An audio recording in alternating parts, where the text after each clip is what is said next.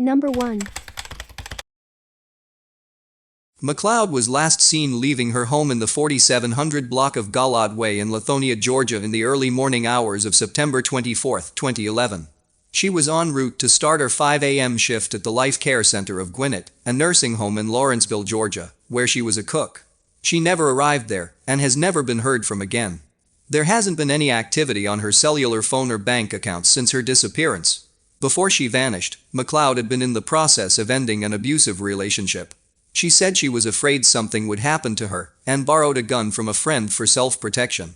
Police stopped McLeod's 2011 Nissan Versa behind an abandoned house near Cleveland Avenue several days after her disappearance. It was being driven by a man named Ricky Nobles, who fled the scene. A photo of Nobles is posted with this case summary. Foul play is suspected in McLeod's disappearance.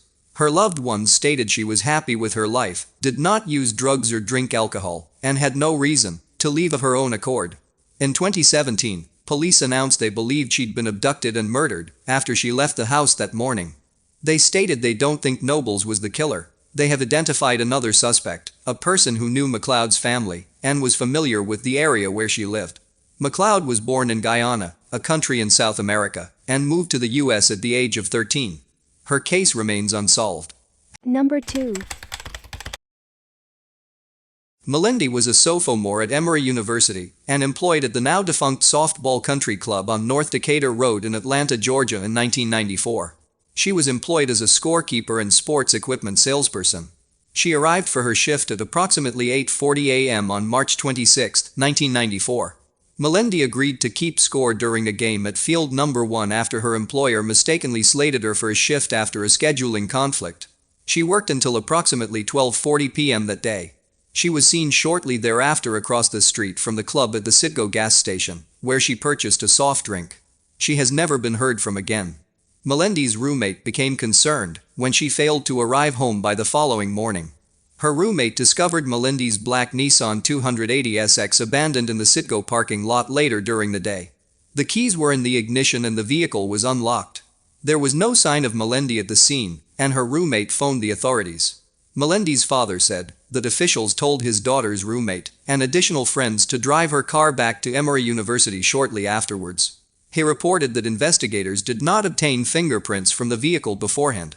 Investigators learned that Colvin Cornelius Butch Hinton III may have been the last person to be seen with Melendi on the day of her disappearance. A photograph of him is posted with his case summary. Hinton was employed as an umpire at the softball club at the time. He also worked full-time with Delta Airlines in Atlanta. He has a history of assaulting women and was imprisoned for 2 years in the 1980s for the abduction and molestation of a young girl. He reportedly flirted with Melendi during games and was reprimanded by the field's management earlier in 1994. An unidentified man contacted a tip line several days after Melendi vanished. The individual claimed that he had her and that she was alive and felt lonely. He promised to leave a piece of Melendi's jewelry at the pay telephone booth where he placed the call as evidence of her alleged abduction. Authorities traced the call to a payphone in a booth outside of a Burger King restaurant near Rex, Georgia, which is a suburb of Atlanta. Hinton also resided in Rex in 1994, although the caller's identity has never been established. A ring that Melendi received from her aunt was discovered near the booth, wrapped in a bag and masking tape. Investigators concentrated their efforts on Hinton after the call was received. His residence was searched several times in April 1994. Authorities discovered women's clothing, shoes, a sleeping bag and a club scorecard buried in his yard. They also took away a hard plastic cooler. The black tote bag Hinton reportedly carried on the day Melendi vanished was also recovered at his house. There was no sign of Melendi at Hinton's residence, however. Hinton lost his job shortly after his co-workers claimed he bragged about a possible connection to a murder-for-hire case. Media outlets focused heavily on his suspected involvement in Melendi's disappearance as well. Hinton borrowed his father's butcher saw on the day she vanished. His neighbors also complained that he burned trash in his backyard during the evening hours of March 26. Hinton set fire to his residence in September 1994, 6 months after Melendi's disappearance. Authorities speculated that he intended to destroy evidence related to her case. He blamed the fire on a faulty vacuum cleaner, but was convicted of arson and insurance fraud in April 1995 and sentenced to 9 years in federal prison. He was released in December 2003. In August 2004, Hinton was charged with Melendi's abduction and murder.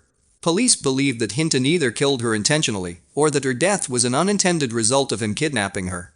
Prosecutors cited new evidence, including alleged confessions Hinton made to cellmates, as the reason for Hinton's arrest.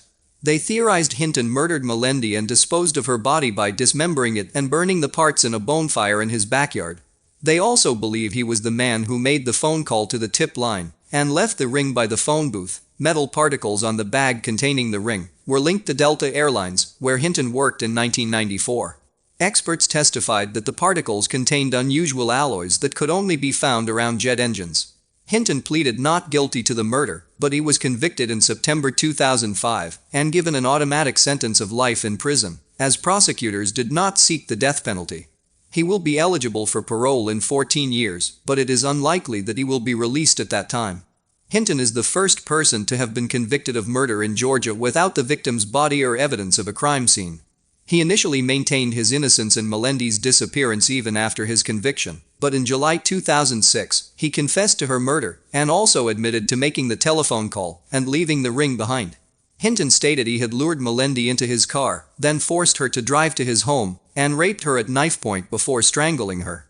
He stated he burned her body and discarded the ashes.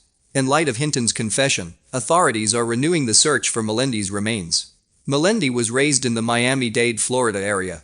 Her loved ones describe her as an ambitious and popular young woman. She was majoring in Spanish and political science and accepted a paid internship at the Carter Center in Atlanta after her enrollment at Emory University. She planned to eventually go to law school.